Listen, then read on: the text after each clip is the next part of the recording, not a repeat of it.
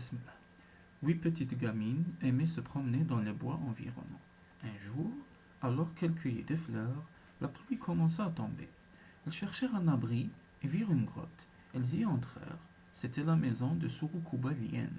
Quelques instants après, Lien arriva en galopant.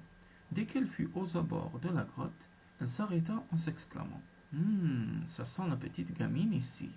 Puis elle s'approcha de la grotte et regardant à l'intérieur, elle s'écria: Vous êtes combien, les petites gamines? Les 8 fillettes lui répondirent d'une seule voix en chantant: 8 petites gamines. Nous sommes bien 8 petites gamines, pour remplir la gueule de Lien. Transportée de joie, Lien sauta, bondit, s'en alla en galopant. Elle voulait raconter ça à une autre hyène. Si elle les mangeait tout de suite, et si elle racontait ensuite qu'elle avait un jour trouvé 8 petites gamines bien menues dans sa maison, à elle, personne ne la croirait.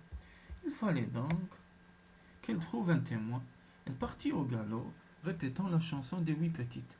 8 petites gamines, pour remplir Lien. Elle trouva un compère et l'invita à aller voir ce qu'elle avait trouvé dans sa grotte. Dans sa maison à elle, 8 petites gamines bien potelées, mais avant leur arrivée, 2 fillettes étaient sorties de la grotte pour gagner le village.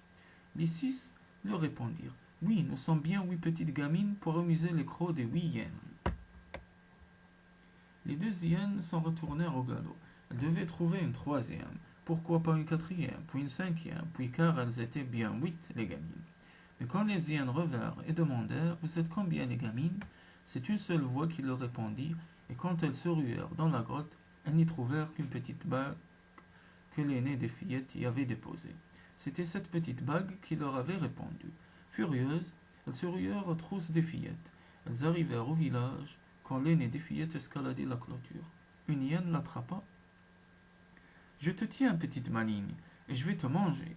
L'aînée des fillettes éclata de rire. Oh, grand pétard, ce n'est pas mon pied que tu tiens là, mais un bois de la clôture. L'hyène laissa le pied de la fille et attrapa le bois.